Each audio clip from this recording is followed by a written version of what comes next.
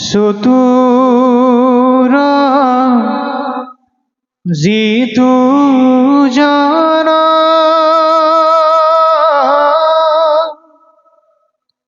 কৃষ্ণ পৰম সন্তোষে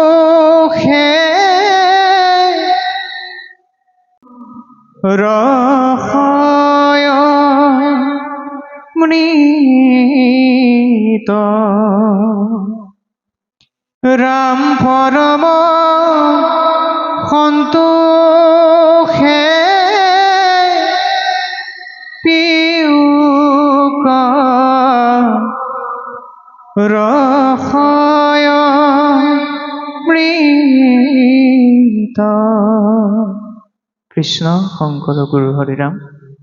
ও নমো ভাগৱতে বাসুদেৱায়। কৃষ্ণ বন্ধ চতুৰ্থ অধ্যায় দুলৰী কৃষ্ণ উদ্ধৱ সংবাদ। কৃষ্ণ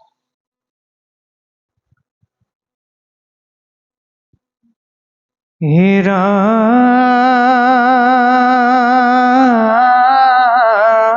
ৰাম নিগদতি শুক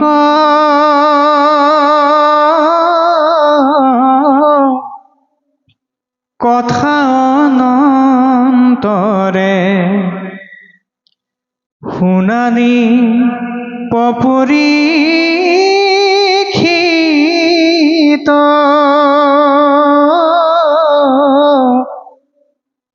পৰম ভকত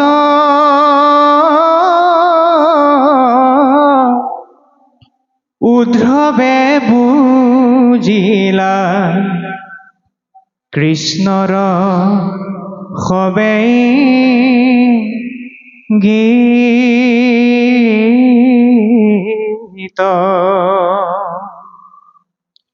হে ৰাম দেখিবি মংগল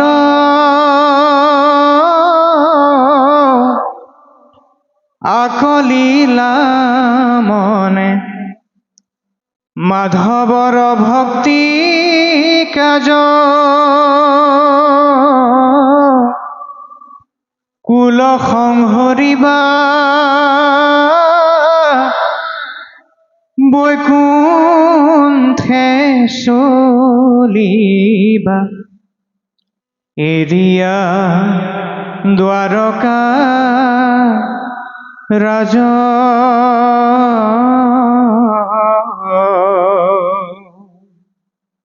হে ৰাম হা কৃষ্ণ স্বামী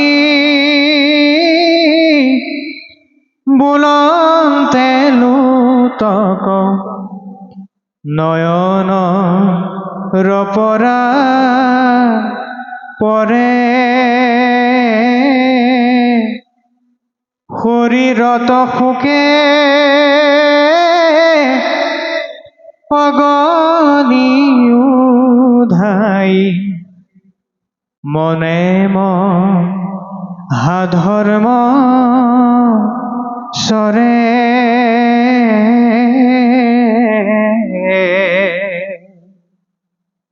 হে ৰাম তেজীয়া নিশ্বাস চাপিলন্ত পাশ সন্তাপে আকুল ভাব বিৰল থানত পৰি প্ৰণামিলা হিৰে ৰখিয়া পাৱ হৃদয়ত গধ কৰে শোকে মকমকি কৰন্ত কন্দন নয়ন ৰণীৰ জৰে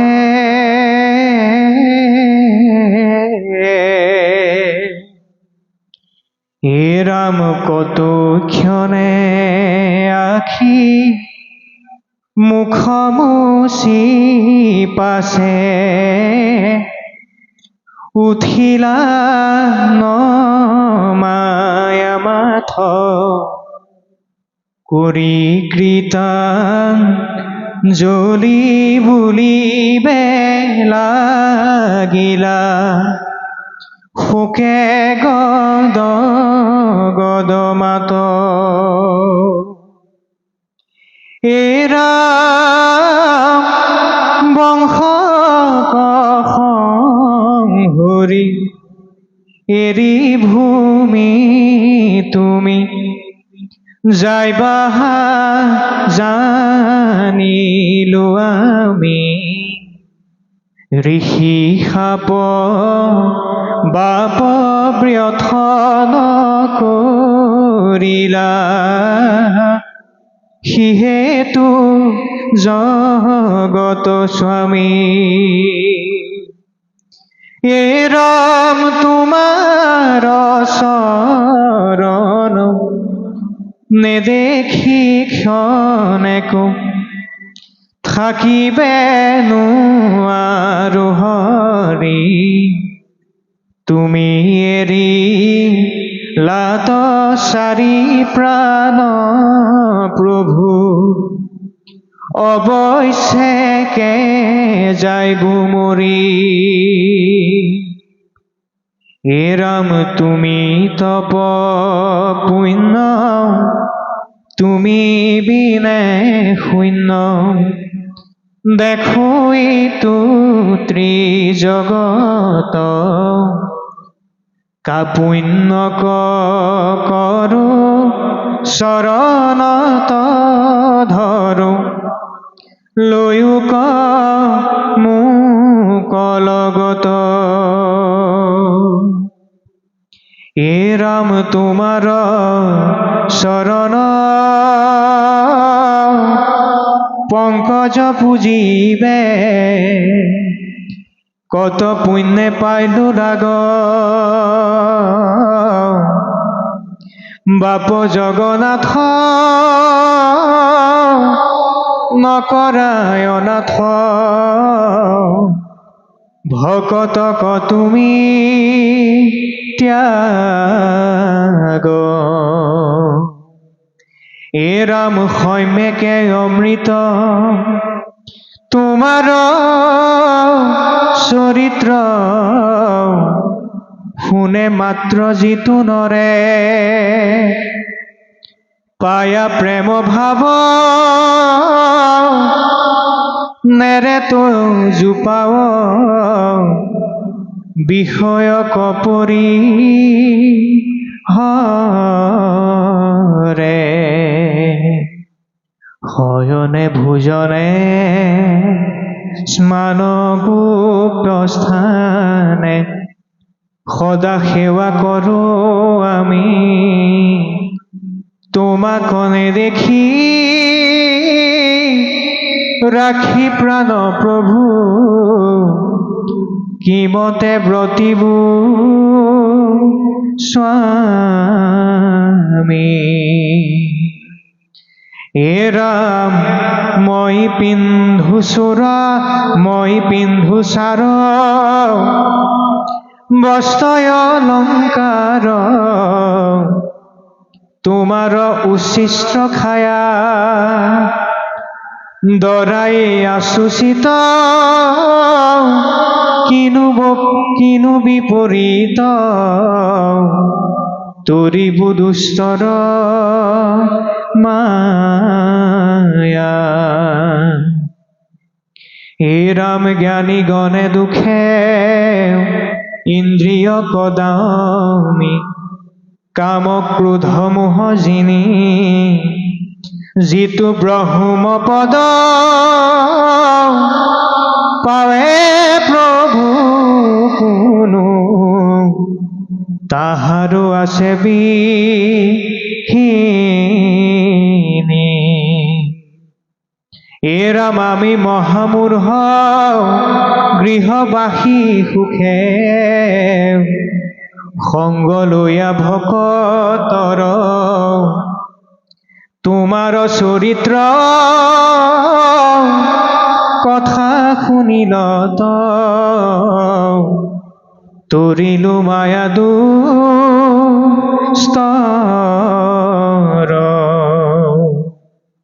হে ৰাম তুজু পাদ পদ্ম হৃদয়ে ধৰিয়া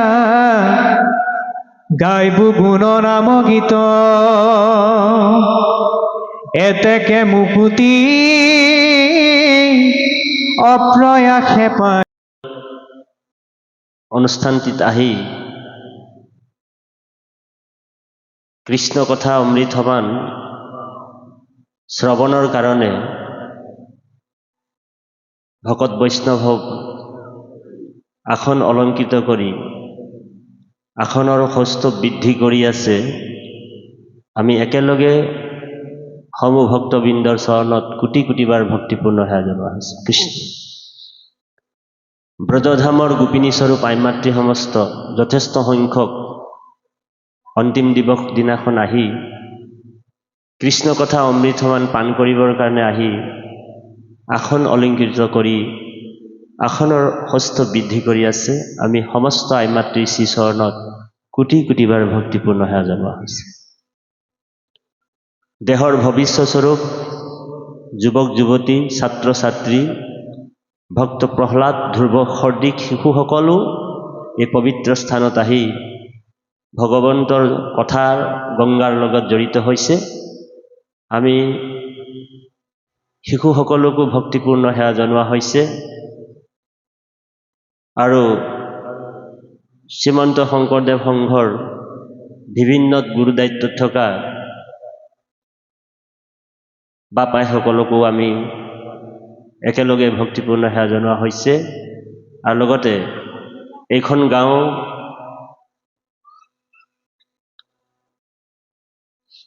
যথেষ্ট ৰাইজ আহিছে আৰু ওচৰ পাজৰৰ যিখিনি গাঁও আছে সেই ভক্তবৃন্দসকলো আহিছে।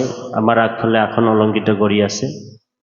জ্ঞানে জ্যেষ্ঠ বয়োজ্যেষ্ঠ শাস্ত্ৰজ্ঞ বেদজ্ঞ আমি সবাৰো চৰণে ভক্তিপূৰ্ণ সেৱা জনোৱা হৈছে।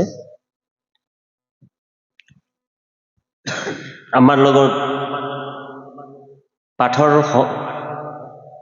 সহযোগিতা কৰা আমাৰ পৰম শ্ৰদ্ধাৰ আমাৰ নাথ বাপকো আমি ভক্তিপূৰ্ণ সেৱা জনোৱা হৈছে। তেখেতে কুকিল কণ্ঠেৰে আপোনাসৱক কৃষ্ণ কথা অমৃত সমান পান কৰাইছে। আৰু লগতে আমাৰ কাষতে বহি আছে আসন অলংকৃত কৰি থকা আমাৰ পিতৃস্বৰূপ গগৈ বাপ, আমি ভক্তিপূৰ্ণ সেৱা জনোৱা হৈছে। আমাৰ পাছফালে আমাৰ সুহৃদ বান্ধৱ আমাৰ চুতীয়া বাপ আছে। আমি তেৰাৰ শ্ৰীচৰণতে ভক্তিপূৰ্ণ সেৱা জনোৱা হৈছে। আৰু এইখন প্ৰাথমিকৰ গুৰুধৰিতাসকল মুখ্য গুৰুধৰিতাসকল নাই। এজন আছিলে সংসাৰ বাউৰী বুলি আৰু নিমাই বাউৰী বুলি, তেখেতলোক কিজানি বিদায় ল'লে। গতিকে আমি তেৰা সমস্তকো ভক্তিপূৰ্ণ সেৱা জনোৱা হৈছে। য'তে আছে ভগৱন্তই সুখেৰে ৰাখক, আনন্দৰে ৰাখক। আৰু আমাৰ পৰম সুহৃদ বান্ধৱ পদুম বাউৰী বাপ ইতিমধ্যে আছে আমাৰ মাজত। গতিকে আমি তেৰাৰ শ্ৰীচৰণতে ভক্তিপূৰ্ণ সেৱা জনোৱা হৈছে। আপোনাসৱ মহামহন্তই দুদিনীয়া কাৰ্যসূচীৰে ভাগৱতৰ কথাবিলাক শুনিলে, বৰ আনন্দ লাভ কৰিছে। আমাৰ পৰম শ্ৰদ্ধাৰ প্ৰথম দিনাখন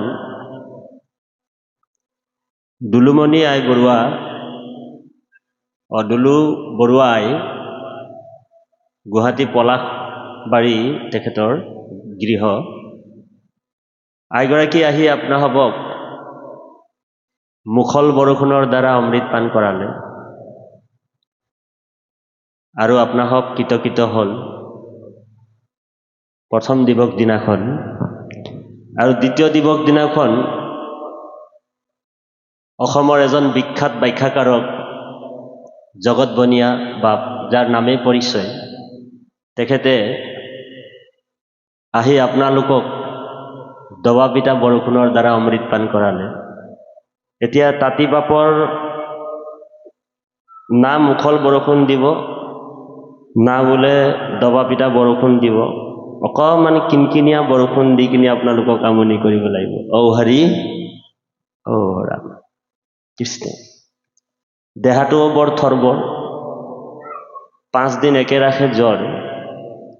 তথাপিও এই মহান পবিত্ৰ অনুষ্ঠানটি যিসকল ভক্তবৃন্দই ইমান দুখ কষ্টেৰে ভাগৰে কায়কষ্টে ব্ৰতে থাকি আয়োজন কৰিছে, আমি কি বুলি ধন্যবাদ দিম আমাৰ কোনো ভাষাই নাই। কাৰণ আপোনালোক জানে যে চাহ বাগিচাৰ মানুহবিলাক যিহেতু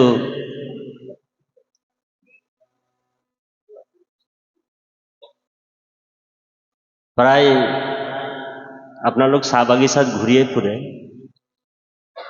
আপোনালোক জানে যে যেতিয়া 5টামান বাজি যায় গধূলি, আপুনি কেনেবাকৈ যদি সেই ৰাস্তাটোদি আহিছে চাহ বাগিচা এলেকা, তেতিয়া ঢেলেং পেলেংকে ৰাস্তাত থাকে মানুহবিলাক, হয়নে? আৰু অকণমান যদি বাইক স্কুটি যদি আপোনাৰ কেনেবাকৈ গাত ঘঁহাৰ লাগি যায়, তেতিয়া দা কুঠাৰ অস্ত্ৰ ওলায়, হয়নে? কিন্তু আজি সম্পূৰ্ণৰূপে বিপৰীত দেখা গৈছে, হয়নে বাৰু? এইটো এটা বৰ ডাঙৰ অনুভৱ, ভক্তিৰ অনুভৱ। গতিকে কৃপালু বাপাই সমস্ত সেই চাহ বাগানৰে এজন আমিও অধম।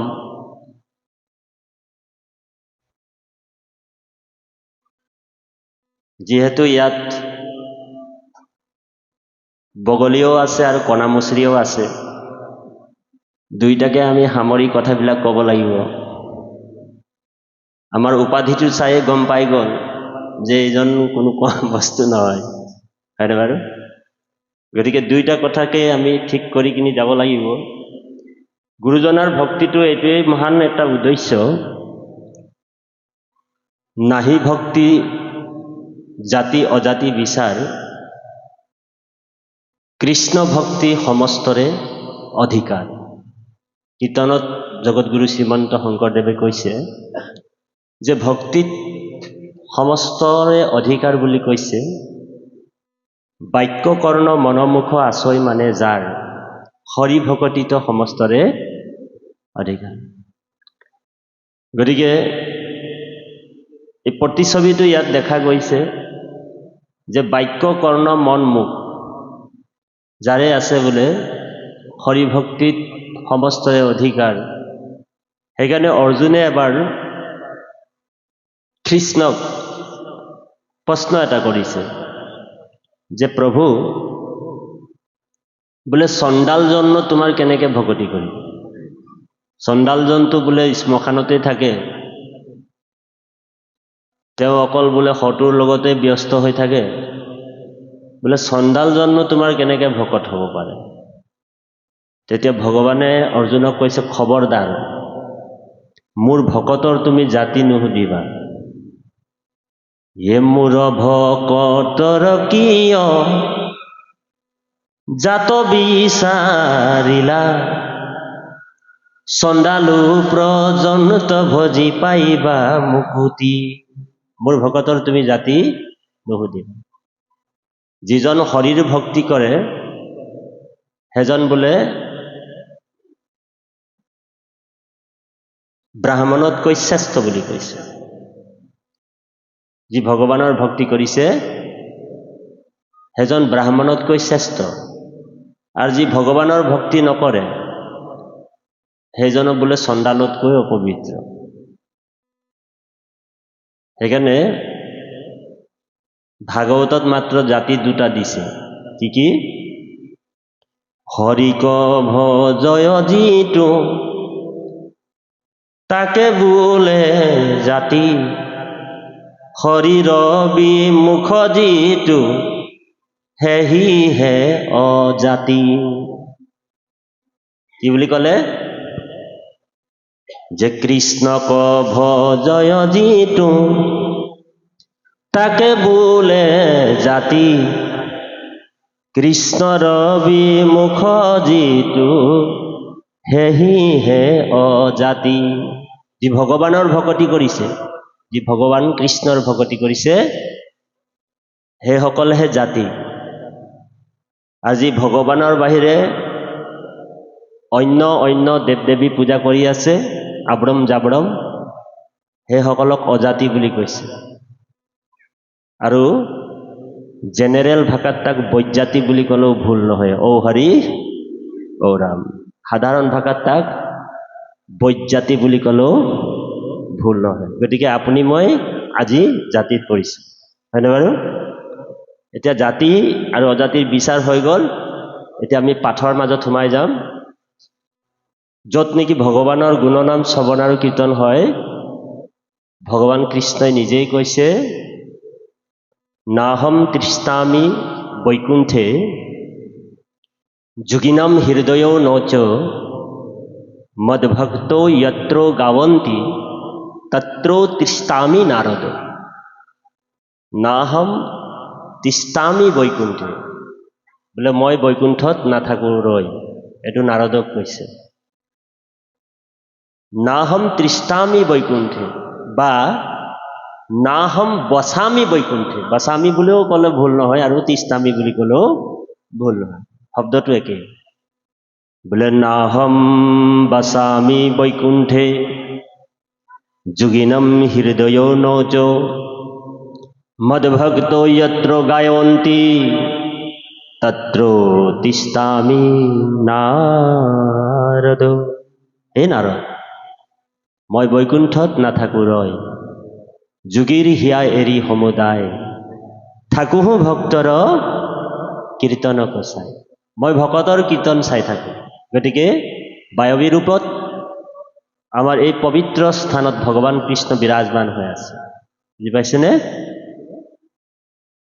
আৰু য'ত নেকি ভগৱানৰ গুণনাম শ্ৰৱণ কীৰ্তন কৰা হয়, তাত বোলে যিমান তীৰ্থবিলাক আছে, ভকতে সেইকাৰণে বেলেগ তীৰ্থলৈ নাযায়। আমি যি ইয়াত বহি আছো যে, এইখনেই হৈছে মহান তীৰ্থ। এইখনকেই কৈছে বৈকুণ্ঠ, দ্বিতীয় বৈকুণ্ঠ। গতিকে ভগৱানে কৈছে যে মোৰ য'ত গুণনাম শ্ৰৱণ কীৰ্তন হয়, তাত বোলে তত্ৰৈব গংগা যমুনা সৌবেনী গোদাবৰী সিন্ধু সৰস্বতী সৰ্বাণি তীৰ্থানি বসন্তি তত্ৰ যথা অচ্যুত দ্বাৰা কথা প্ৰসংগ। য'ত নেকি ভগৱানৰ কথা, নিৰ্মল চৰিত্ৰ ভগৱানৰ কৃষ্ণৰ চৰিত্ৰ শ্ৰৱণ আৰু কীৰ্তন হয়, তাত বোলে গংগা আদি কৰি যিমান তীৰ্থবিলাক আছে, তাত বোলে বায়বীৰ ৰূপত গুচি আহে। সেইকাৰণে আজি আপুনি মই বেলেগ তীৰ্থলৈ যাব নালাগে। সেইকাৰণে আমাৰ গুৰুজনাই কৈছে, অ দেৱৰ ঈশ্বৰ হৰি তাংক মহা যত্ন কৰি লৈও এক শৰণ সাক্ষাৎ, যাৰ ইচ্ছা মুখ্য পাইবে নলাগে দূৰক যাইবে, হৈ আছা হৰি সবাৰ হিয়াত। য'ত ভগৱানৰ গুণ নাম শ্ৰৱণ কীৰ্তন হ'ব, আৰু সেই শ্ৰৱণ কীৰ্তন যোনে শ্ৰৱণ কৰিব ভগৱানৰ গুণনাম, সাক্ষাৎ ভগৱানক তেওঁ হৃদয়তে দৰ্শন পাব বুলি কৈছে।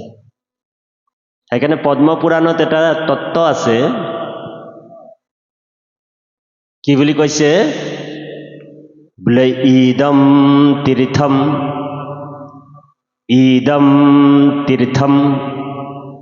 ভ্ৰমন্তি তমসা জনাঃ আত্মম তীৰ্থম ন জানন্তে কথম মুখ্য বৰাননা ইদম তীৰ্থম ভ্ৰমন্তি তমসা জনা আত্মম তীৰ্থম নজানন্তে কথম মুখ্য বৰাননা। যেতিয়ালৈকে আত্মতীৰ্থৰ কথা নাজানে তেতিয়ালৈকে তেওঁৰ মুক্তি নহয়। সেইকাৰণে আজি আপুনি মই এই আত্মতত্ত্ব জ্ঞানটো ভাগৱতৰ পৰা ল'ব লাগিব। ঔ হৰি ঔ ৰাম। ভাগৱত কি বোলে? ইদম ভাগৱতম নামম পুৰাণম ব্ৰহ্ম সমম্বিতম। ইদম ভাগৱতম নামম পুৰাণম ব্ৰহ্ম সমম্বিতম। সাক্ষাৎ ব্ৰহ্মৰ স্বৰূপ বুলি কোৱা হৈছে। আমাৰ আগফালে কোন আছে? ভাগৱত আছে। আমাৰ গুৰুজনাই ভাগৱত প্ৰতিষ্ঠা কৰিছে মানে ভগৱানক প্ৰতিষ্ঠা কৰিছে, হয়নে? গতিকে ভগৱান আমাৰ হৃদয়ত আছে। এই হৃদয়ৰ ভগৱন্তক উপলব্ধি কোনে কৰাব? ভকতে কৰাব। সেইকাৰণে সাধু সংগৰ মহত্বটো বেছি। 1 নম্বৰ হৈছে মহাপুণ্যৰ ফলত সাধুৰ সংগ হয়, আৰু সাধুৰ সংগতেহে ভকতি হয়। ধ্যান দি শুনিব, বৰ গুৰুত্বপূৰ্ণ কথা। এ মাধৱে বুলন্ত সখা এ শুনা পৰিছেদ পঢ়ে যেবে হবে শাস্ত্ৰ জানে চাৰি বেদ তথাপি নোৱাৰে মুক কৰিতে ভকতি নলবয় নৰ যেবে সন্তৰ সংগতি কৰ্ণটক সন্ত কৃষ্ণ কথা গুইপ কৰি নাহি খেউ পাই সখী সুসংগ হৰি। সেইকাৰণে যিসকল চতুৰ ভকত হয়, আমাৰ বাপজনে যে সকলো নিগমে গালে নহয়, আপোনালোক আৰু এবাৰ গাব। এই সকল নিগম কল্পতৰু তাৰ ফল মহা ভাগৱত অহুক মুখে আহি ভূমিত ভৈলা বিদিত ৰখত চতুৰ যিটো জন কৃষ্ণৰ চৰণে দিয়া মন এ পৰম সন্তোষে পিয়ুক ৰখয় মৃত। যিসকল চতুৰ হয় দেৱ, সংস্কৃত শ্লোকত ইয়াত ভাঙনি কৰিছে। ভাগৱতৰ একেবাৰে প্ৰথম যিটো শ্লোক আছে, মংগলাচৰণ শ্লোক, তাতেই বেদব্যাসে কৈছে পিবতম ভাগৱতম ৰসমালয়ম মুহুৰহু ৰসিকা ভুবি ভাবুকা। আমাক কেতিয়ালৈকে ভাগৱত শ্ৰৱণ কৰিবলৈ কৈছে? পান কৰিবলৈ কৈছে, পিবলৈ কৈছে, যেতিয়ালৈকে পিবতম ভাগৱতম ৰসমালয়ম। আলয়ম মানে যেতিয়ালৈকে শৰীৰটোত প্ৰাণটো আছে তেতিয়ালৈকে পান কৰিবলৈ কৈছে। বোলে আজি 3 দিন ভাগৱত শুনিলো আৰু তাৰ পিছদিনাখনৰ পৰা বন্ধ কৰি দিলে নহব। ঔ হৰি ঔ ৰাম। বোলে আজি শুনিলো, ধুনীয়াকে পাতিছিলে ভাগৱত, তাৰপিছত আৰু ভাগৱত আৰু নুশুনো আৰু, এনেকুৱা হলে নহব। যেতিয়ালৈকে শৰীৰত বোলে প্ৰাণটো থাকে তেতিয়ালৈকে আমি ভাগৱত শুনিবলৈ কৈছে। ভগৱান নিজেই গীতাত কৈছে এই কথাটো। এই ৰাম মূৰ জন্ম কৰ্ম মোহ ৰেহে গুণ নাম শ্ৰৱণ কীৰ্তন কৰিবে ক বিশ্ৰাম। মূৰ কথা শ্ৰৱণত কৰিবে ক ৰতি হৈয়াকেহে বুলয় সখী উত্তম ভকতি। গতিকে যিসকল ব্যক্তিয়ে মোৰ গুণনাম, মোৰ লীলা চৰিত্ৰবিলাক নিৰন্তৰ অবিশ্ৰাম শ্ৰৱণ আৰু কীৰ্তন কৰে, সেইসকল ভকত উত্তম ভক্তি কৰে বুলি কৈছে। আৰু আপোনালোক আজি উত্তম ভক্তি কৰি আছে, ইয়াতকে আৰু ওপৰৰ ভক্তি নাই বুলি কৈছে। এনেতো ভক্তি 9 বিধ আছে, এনে 81 বিধ ভক্তিৰ কথা উল্লেখ আছে। তাৰ ভিতৰত শ্ৰৱণ আৰু কীৰ্তন শ্ৰেষ্ঠতৰ ভক্তি, হয়নে বাৰু? আৰু এইটোকেই উত্তম ভক্তি বুলি কোৱা হৈছে। গতিকে কৃপালু বা পাই সমস্ত আমি পাঠৰ মাজত সোমাই যাম। আজিৰ পৰা 5200 বছৰ আগত কলিযুগ আৰম্ভ হ'ব আৰু তাৰ আগমুহূৰ্ততে ভগৱান কৃষ্ণ দাপৰ যুগ শেষ হ'ব আৰু যদুবংশ বৃষ্ণি বংশ এই দুটা বংশ একেই, তথাপিও অকণমান পাৰ্থক্য আছে। আৰু এই দুটা বংশ 56 কোটি ততোধিক যদুবংশক ভগৱন্ত নিজ ইচ্ছাৰে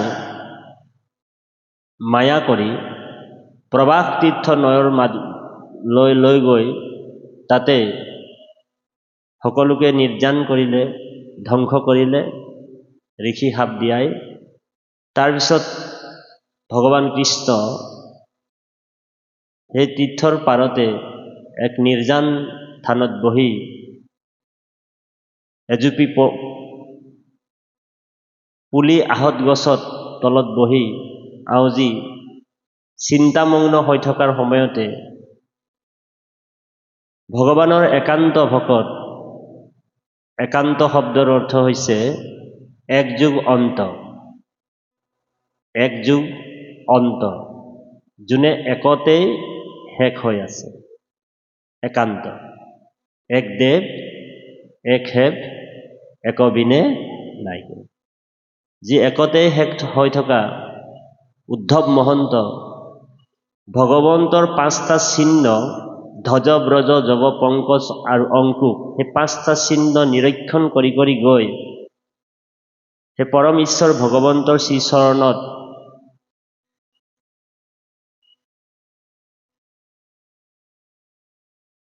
চৰণ থাপ মাৰি ধৰি উদ্ধৱ মহন্তই বিলাপ কৰিছে। কি বুলি কৈছে?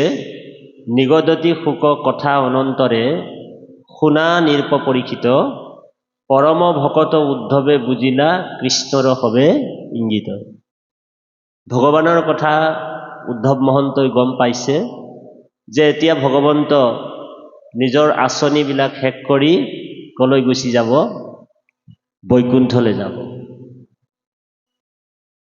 কাৰণ ভগৱন্ত এতিয়া বৈকুণ্ঠলৈ যাব, এই কথাটো উদ্ধৱ মহন্তে জানিলে।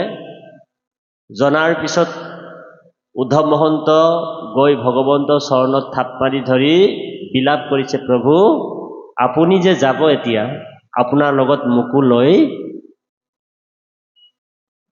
লৈ যাওক, কাৰণ মই তোমাৰ অবিহনে কেনেকৈ জীয়াই থাকিম, সেই বুলি বিলাপ কৰিবলৈ আৰম্ভ কৰিছে। কাৰণ ভগৱন্ত অৱতাৰ হয়। ভগৱন্তক 3টা মুখ্য কাৰণত অৱতাৰ হৈছিলে। এক হৈছে দুষ্টক দমন, 2 নম্বৰ হৈছে সন্তক পালন আৰু ধৰ্ম সংস্থাপন। এই 3টা মুখ্য আঁচনি লৈ ভগৱান পৃথিৱীলৈ আহিছিল। আৰু ভগৱন্ত 125 বছৰলৈকে এই ধৰাধামত আছিল। আৰু যেতিয়া আঁচনিটো শেষ হ'ল, এতিয়া ভগৱানে কলৈ যাব? বৈকুণ্ঠলৈ যাব। বৈকুণ্ঠলৈ যেতিয়া যাব, ভগৱানে কৈছে মই যেতিয়া গুচি যাম, লগে লগে কলিযুগ আহিব। কি যুগ আহিব? কলিযুগ আহিব। ভগৱান থকালৈকে কিন্তু কলি আহিব পৰা নাই। কাৰণ ভগৱন্তৰ পৃথিৱীত যেতিয়া ধ্বজ ব্ৰজ যৱ পংকজ অংকুশ এই 5টা চিহ্ন থাকিব, তেতিয়ালৈকে কিন্তু কলি প্ৰৱেশ কৰিব নোৱাৰে। ভগৱান যোৱা মানেই কলিৰ এন্ট্ৰি হৈ যাব, প্ৰৱেশ হৈ যাব। আৰু কলিয়ে কি কৰিব? গ্ৰাম দেশ ৰাজ্য যিমান যি আছে চব নিজৰ কবলত লৈ ল'ব। ধৰ্ম পৃথিৱীত নাথাকিব, ধৰ্ম শূন্য হৈ যাব। এ ধৰ্মক খেদাইলা কলি, ধৰ্মক খেদাইলা কলি, অধৰ্মে হে ভৈলা বলি, দেখা লোক ভৈলা একাকাৰ। বোলে পাপ বাঢ়ে দিনে দিনে, কৃষ্ণৰ চৰণ বিনে, আউৰ আত নাহি খে নিস্তাৰ। ধৰ্মক খেদাইলা কলি, অধৰ্মে হে ভৈলা বলি, দেখা লোক ভৈলা একাকাৰ। পাপ বাঢ়ে দিনে দিনে, কৃষ্ণৰ চৰণ বিনে, আউৰ আত নাহি খে নিস্তাৰ। গতিকে কালিনা অধৰ্মে মিত্ৰেন বাধিতা ধৰে অধুনা। কলিয়ে অধৰ্মৰ লগত মিত্ৰতা কৰিব, বন্ধু কৰিব, ফ্ৰেণ্ড পাতিব, আৰু যিমান গ্ৰাম দেশ ৰাজ্য যিমান যি আছে চব নিজৰ কবলত লৈ লওক। সেইকাৰণে আন ধৰ্ম যিমান কৃষ্ণৰ লগত গুচি গইলা, একস্থানে হোৱা হৰি নাম মাজে। এই নাম ধৰ্মতে গোটেই ধৰ্মবিলাক সোমাই যাব। গতিকে উদ্ধৱ মহন্তও গম পাই গ'ল যে প্ৰভুতো এতিয়া যাব, আৰু ভগৱানেও চিন্তা কৰি আছে এতিয়া মই কি কৰিম, কাৰণ কলিযুগ আহিব, আৰু কলিযুগটো বহুত ডেঞ্জাৰ যুগ হ'ব। আপোনালোক জানে যে ধৰ্মটো কলি সোমাই যায় আজিকালি, হয়নে? আজিকালি ধৰ্মটো কলি সোমাই যায়। আপোনালোক জানে যে আগত নামঘৰবিলাকত এটা খেল আছিল, হয়নে? অলপ দিনৰ পিছত দুটা খেল হৈ যাব, তাৰ অলপ দিনৰ পিছত তিনিটা খেল হৈ যায়, এনেকৈ 4টা 5টা 8টা খেল হৈ যোৱাৰ কাৰণে 8খেলীয়া নামঘৰ, হয়নে? তো 8খেলীয়া নামঘৰ, আৰু 8খেলীয়া নামঘৰত অলপ দিনৰ আগত আপোনালোক নিউজত পাইছে, বোলে কি হ'ল, 5 কেজি ওজনৰ এটা তলা বন্ধ হৈ গ'ল। বোলে কি হ'ল, বোলে ভকতে ভকতৰ লগত ঘুচি লাগি গ'ল। ঔ হৰি ঔ ৰাম, বোলে ধৰ্মটো কলি সোমাই। সেইকাৰণে কলিয়ে সুৰঙা পালে তাতেই সোমাই যায়। সেইকাৰণে সাধু সদায় সাৱধান হৈ থাকিব লাগিব। গতিকে ভগৱান চিন্তা কৰি আছে যে এতিয়া মই ধৰ্মটো ক'ত ৰাখিম।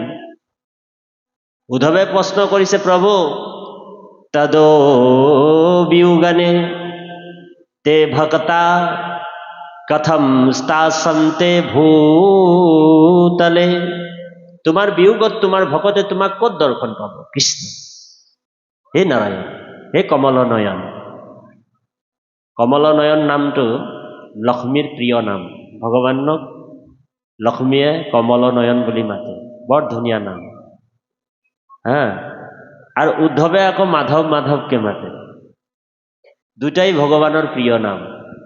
গতিকে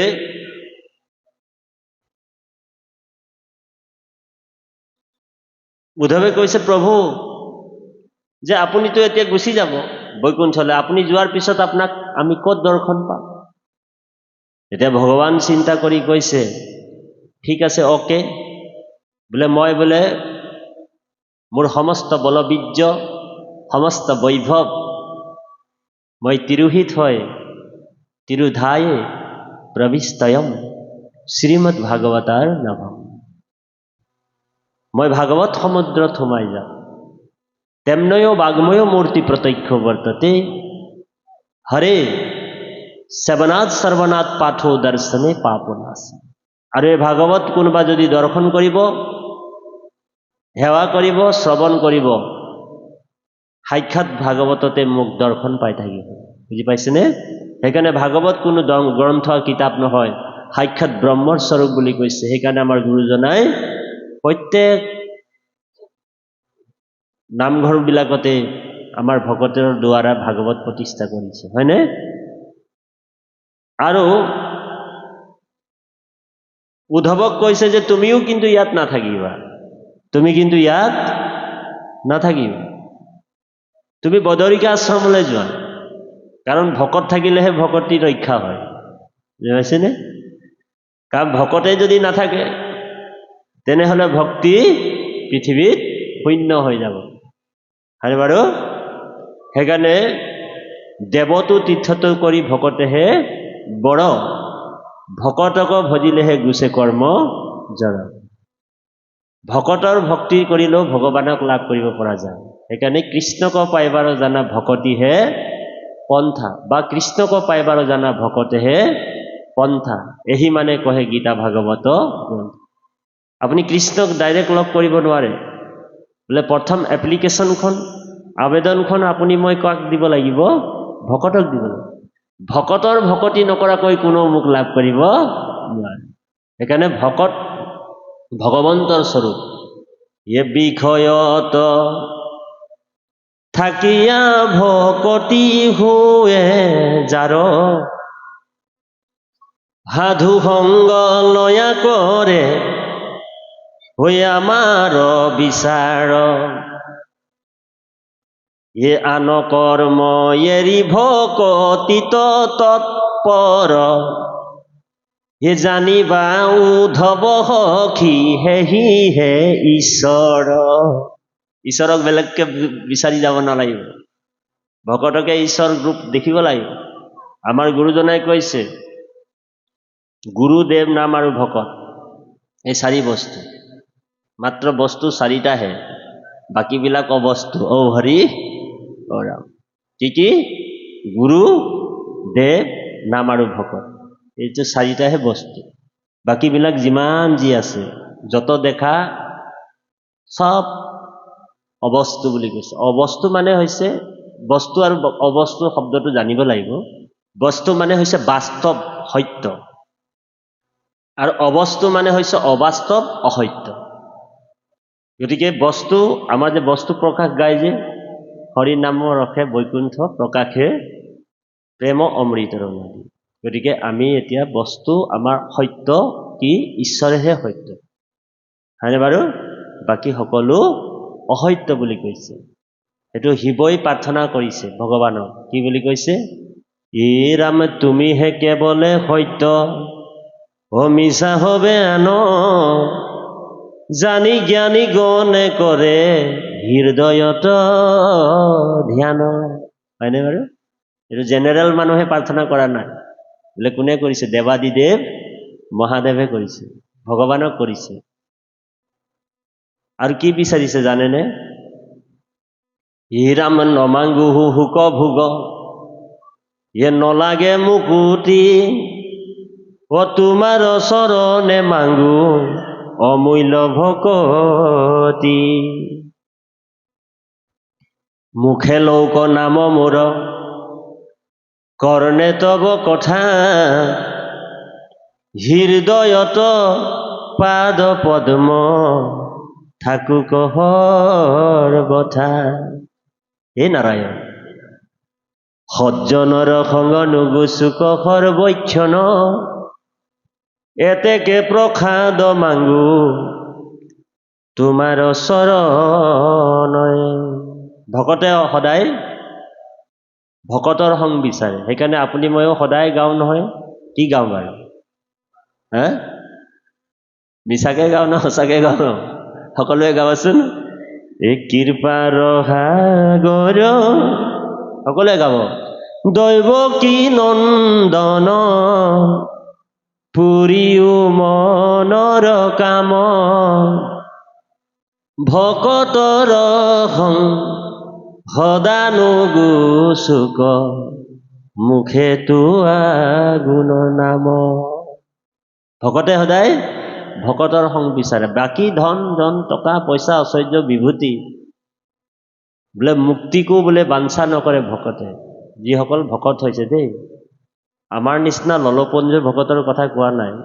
আমাৰ বাপ ভকত হৈছে আৰু আমি তেখেতক সেৱা জনাইছোঁ। আমি ভকত হ'বলৈ চেষ্টা কৰি আছো। হয়তো এই যুগত ভকত হ'ব পাৰিবও পাৰোঁ, নোৱাৰিবও পাৰোঁ, কৃষ্ণই জানে এইবিলাক। আপুনি নিৰন্তৰে লাগি থাকিব লাগে। কাৰণ এটা যুগ পাৰ হৈ গ'ল, মাত্ৰ 3জন ভকতহে ওলাইছিলে। আৰু এটা যুগ পাৰ হৈ গ'ল বোলে মাত্ৰ 3জন আৰু ভকত ওলাল। হয়নে? বোলে সত্য তেতা যুগত বোলে 3জন, বিভীষণ, জম্বুবান আৰু কোন? হনুমান তাতো বোলে দুটা ৰাক্ষস আৰু এটা বোলে জানুৱাৰ হয়নে বাৰু জন্তু মানুহৰ সংখ্যাই নাই তাত ঔ হৰি ঔ ৰাম দুটা জন্তু এই দুটা ৰাক্ষস বিভীষণ আৰু কোন আছিলে বা নহয় নহয় দুটা জন্তু এটা ৰাক্ষস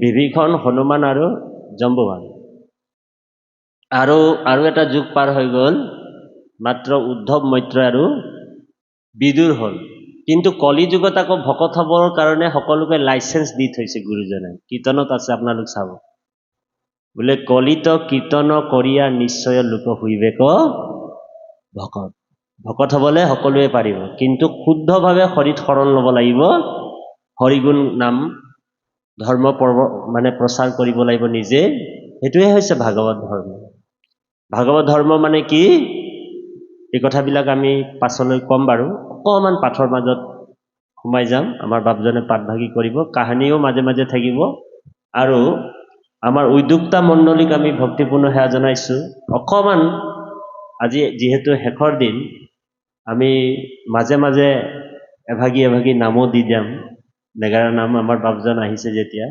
আপোনাৰ নেগেৰাযোৰ লৈ আহক বাদকজনো আহি যাওক আৰু খোল আছে যদি সেইটোও লৈ আহিব আৰু আমাৰ বাপসকলক যিমান বাহিৰত বহি আছে সকলোৱে যাতে ভিতৰলৈ আহক আৰু পাঠৰ মাজত অকণমান সোমাই যাম তাৰপিছত মাজে মাজে আমি কাহিনী এটা দুটাও আপোনালোকৰ মাজত প্ৰকাশ কৰিম জয় গুৰু শংকৰ কৃষ্ণ কৃষ্ণ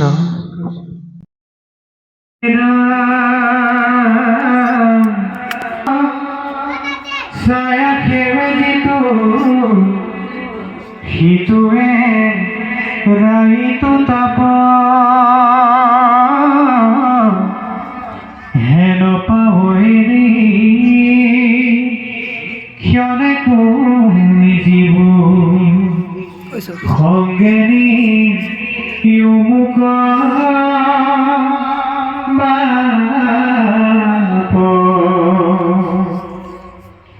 এরাম হবে পরি হরি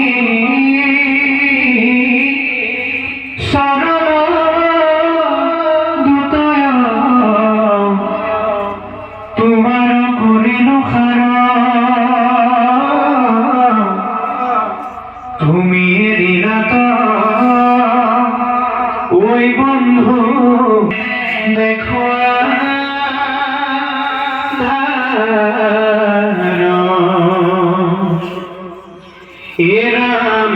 হে প্রাণনাথ দান্তে ধর খের তুলি তোমার